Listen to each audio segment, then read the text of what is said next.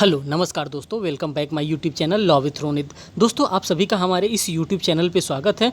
आज हम डिस्कस करेंगे सीआरपीसी के चैप्टर नंबर 12 के बारे में कि एफआईआर क्या होता है, किस तरह से एफआईआर लॉन्च किया जाता है, अगर पुलिस वाले एफआईआर नहीं लॉन्च करते हैं तो उसके लिए क्या किया जा सकता है और कौन कौन सी रेमेडी इसमें अपनाई जा सकती है। इन सभी सेक्शंस के बारे में हम लोग डिस्कस करेंगे डिटेल से।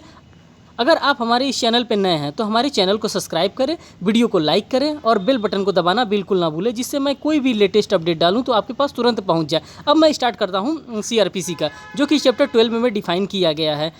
अगर कोई भी व्यक्ति जब भी आता है एफआईआर लिखवाने के लिए तो वो क्या करता है, एक कंप्लेंट लेके आता है। कंप्लेंट किसके पास लेके आता है? पुलिस के पास लेके आता है और कहता है साहब मैंने वहाँ पे किसी का मर्डर होते हुए देखा है, या किसी ने उसका मर्डर कर दिया है, या मेरे द्वारा कोई मर्डर हो गया है, चाहे मेरे द्वारा कोई भी अपराध हो गया है, मैं उस चीज़ का एफआईआर दर्ज कराना चाहता हूं। तो अब इसी चीज़ को मैं यहाँ पे डिस्कस में पढ़ने जा रहा हूँ आप लोगों के सामने। तो फर्स्ट हम सेक्शन 154 को देखते हैं, जहाँ पे सेक्शन 154 की जहाँ बात आती है सीआरपीसी में, तो हमें तुरंत याद आता है एफआईआर, फर्स्ट इन्फॉर्मेशन रिपोर्ट। इसी के अकॉर्डिंग फर्स्ट इन्फॉर्मेशन रिपोर्ट दर्ज किया जाता है। और दूसरे हैंड पे जब हम बात करते हैं सेक्शन 155 की, तो उसमें नॉन कॉग्निजेबल ऑफेंस की बात आती है। नॉन कॉग्निजेबल वो ऑफेंस होता है जिसमें ऑफेंस तो होता है लेकिन वो बहुत सीरियस नेचर का नहीं होता है, इसलिए उस मैटर में कंप्लेन एफआईआर नहीं दर्ज किया जाता है पुलिस द्वारा।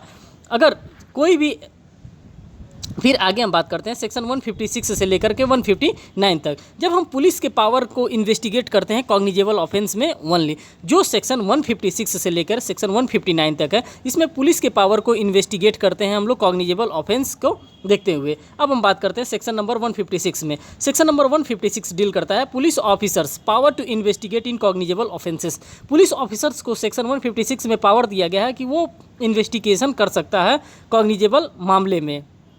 यदि वो एफआईआर नहीं कर रहा है तो क्या करें? जब पुलिस के द्वारा कोई भी जाता है पुलिस थाने में एफआईआर दर्ज कराने, अगर थाना वाला जो पुलिस होता है, जो पुलिस ऑफिसर होता है, अगर वो एफआईआर नहीं दर्ज करता है तो हम लोग क्या करते हैं? तो हम लोग डायरेक्ट सेक्शन सीआरपीसी के सेक्शन 156 सब क्लॉज 3 में हम लोग any magistrate empowered under section 190 of CrPC में order investigation cognizable cases matter. तो हमको सेक्शन 156 सब क्लॉज 3 में हम लोग डायरेक्ट इसके अकॉर्डिंग हम चले जाते हैं मजिस्ट्रेट के पास सेक्शन 190 के अकॉर्डिंग, और वहाँ पे हम लोग एक कंप्लेंट रजिस्टर करवाते हैं मजिस्ट्रेट के पास। तब मजिस्ट्रेट अलाउ करता है, ऑर्डर करता है पुलिस ऑफिसर को, उस संबंधित थाने को, कि आप जाइए और इसका इन्वेस्टिगेशन करिए। आपको जब सेक्शन 156 सब क्लॉज 3 के अकॉर्डिंग आपका जब एफआईआर नहीं लिखा जा रहा है, जब आप मजिस्ट्रेट के पास जाते हैं तो वहाँ पे एक बात शो करनी पड़ती है कि हाँ मैं थाने पे गया था एफआईआर दर्ज कराने, लेकिन पुलिस वाले ने मेरा एफआईआर नहीं दर्ज किया। वहाँ पे आपको रीजनेबल ग्राउंड मजिस्ट्रेट को बताना पड़ेगा, यही यहाँ पे नोट में बताया गया है। अब हम बात करते हैं सेक्शन 157 का। यहाँ पे जब ये सारी प्रक्रिया हो जाएंगी, 156 वाला हो जाएगा, 156 सब क्लॉज 3 वाला हो जाएगा, फिर 190 वाला हो जाएगा मजिस्ट्रेट वाला, तब हम आते हैं सेक्शन नंबर 157 पे, जहाँ पे एक इन्वेस्टिगेशन ऑफिसर को यहाँ पे नियुक्त किया जाएगा। Investigation officer shall proceed to spot to investigate the cases. Investigation officer जो होगा वो जाएगा स्पॉट्स पे और जहाँ पे जो कृत्य हुआ है उस जगह पे जाएगा, उस जगह का वो निरीक्षण करेगा आगे की जांच पड़ताल करने के लिए, परंतु वह जांच करने से मना भी कर सकता है। जो इन्वेस्टिगेशन अधिकारी को जो लगाया जाएगा सेक्शन 157 में, वो जांच करने से लिए मना भी कर सकता है। वो किन आधारों पर जांच करने के लिए मना कर सकता है? तो उसके लिए 2 ग्राउंड्स बताया गया है कि वो जांच करने के लिए मना कर सकता है। तो 57 का सब क्लॉज 1 का पार्ट ए देखा जाएगा, फिर से 157 का सब क्लॉज 1 का पार्ट बी देखा जाएगा। तो वो बताएगा नॉट इन सीरियस नेचर, जहां जिस मैटर में हमको भेजा गया है वो मैटर हमको सीरियस नेचर का नहीं लगा है। और 157 सब क्लॉज 1 बी में बताया गया नॉट सफिशिएंट ग्राउंड। इन 2 आधार पर वो मना कर सकता है कि हाँ वहाँ पर इन्वेस्टिगेशन करने लायक कोई चीज़ नहीं थी, इसीलिए मैंने इन्वेस्टिगेशन नहीं किया। फिर अब बात करते हैं सेक्शन 158 के बारे में।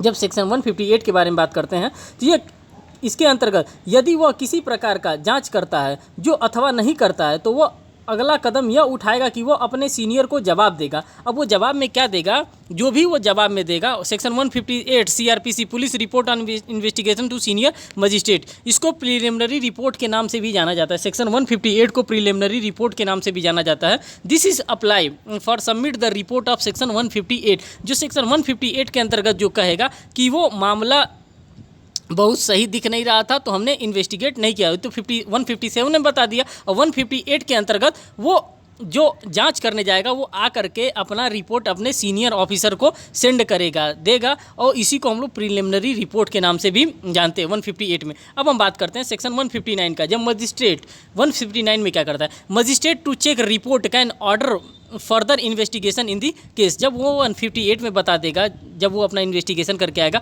कि हमें कुछ अच्छा नहीं लगा है, चाहे जो भी रिपोर्ट आएगा वो अपने सीनियर को दे देगा, फिर सीनियर उस पर क्या कर सकता है, फिर ऑर्डर दे सकता है कि आप इस स्पॉट पे जाएं, और फिर दूसरे अधिकारी को भी वो जांच करेंगे। अगर उसको लग रहा है कि संदेह है, कुछ इसने बायसनेस कर दिया, कुछ गलत जांच करके आ गया है, तो वो दूसरे अधिकारी को भी सुपुर्द कर सकता है कि आप जाइए और आप इन्वेस्टिगेशन करिए। सेक्शन 159 में धारा 158 के अंतर्गत पुलिस इन्वेस्टिगेशन ऑफिसर के द्वारा निरीक्षण करने के बाद जो अपनी रिपोर्ट मजिस्ट्रेट के सामने भेजे, तो मजिस्ट्रेट उस रिपोर्ट को चेक करे और उसको कुछ सही या गलत का अनुमान लगता है, तो फिर इन्वेस्टिगेशन करने के लिए या ऑर्डर फिर से वो दे सकता है। अगर मजिस्ट्रेट को लगता है कि नहीं, यहाँ पे जो भी जांच किया गया है वो थोड़ा सा गलत नज़र आ रहा है, तो मजिस्ट्रेट किसी दूसरे अधिकारी को फिर ऑर्डर दे सकता है कि आप फिर से जाँच करके लाइए। फिर हम बात करते हैं सेक्शन 160 के बारे में, जो police to given notice for investigation. यहाँ पे पुलिस को नोटिस दिया जाता है इन्वेस्टिगेशन करने के लिए।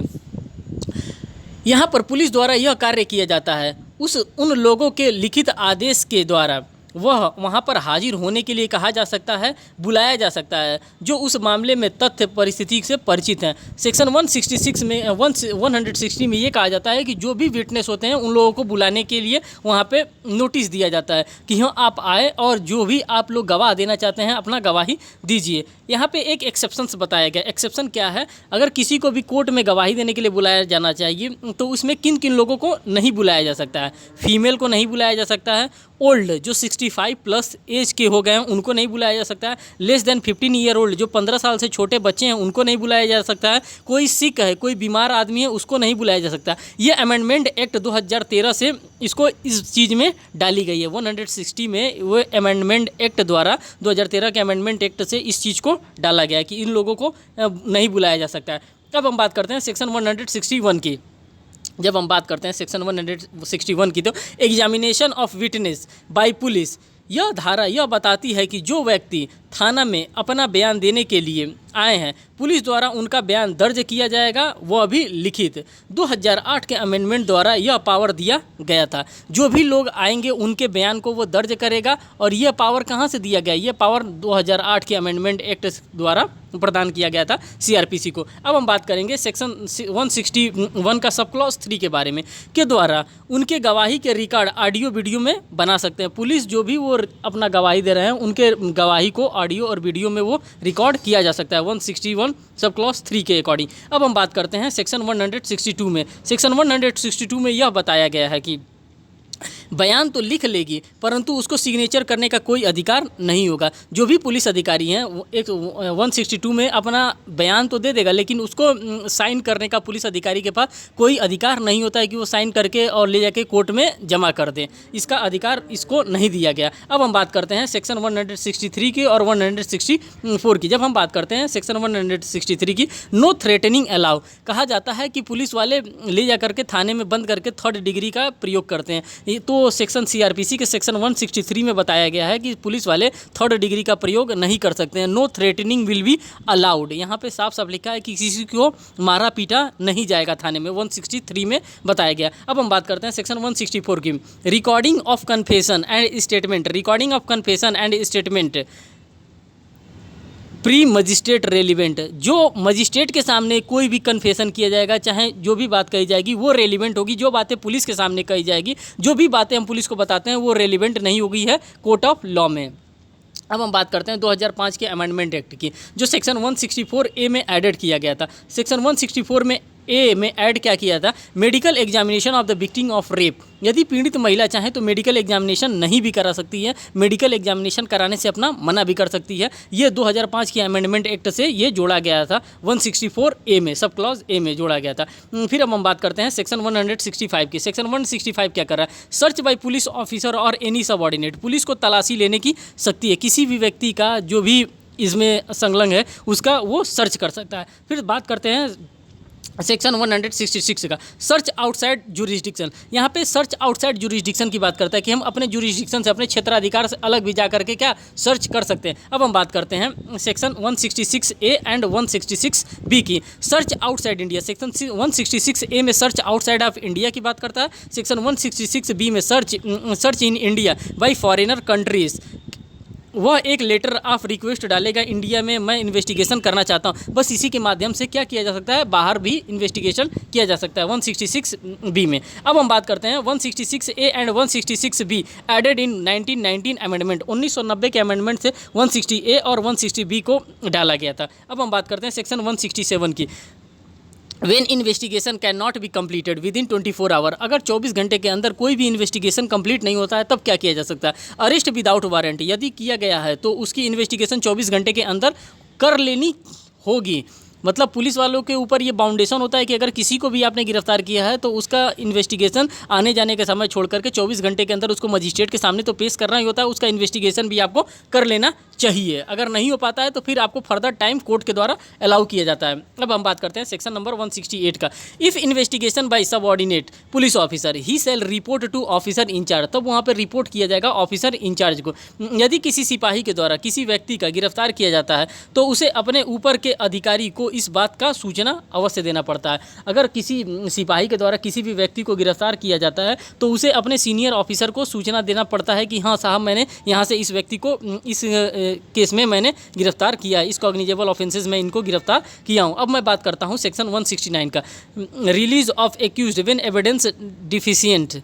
रिलीज कर दिया जाता है अगर उसके खिलाफ बहुत अच्छा सबूत नहीं रहता है तो उसको रिलीज कर दिया जाता है। रिलीज ऑफ एक्यूज्ड व्हेन, कब उसको रिलीज किया जाता है, व्हेन नो ऑफेंस, जब उसके पास कोई अच्छा ऑफेंस नहीं रहता है तब पुलिस वाले उसको रिलीज कर देते हैं। No reasonable ground of suspicion section 169 में, कोई उसके खिलाफ सस्पिशन नहीं बनता है कि हाँ इसी के द्वारा कार्य किया गया था तो उसको पुलिस वाले 169 में रिलीज कर देते हैं। अब हम बात करते हैं सेक्शन 170 की।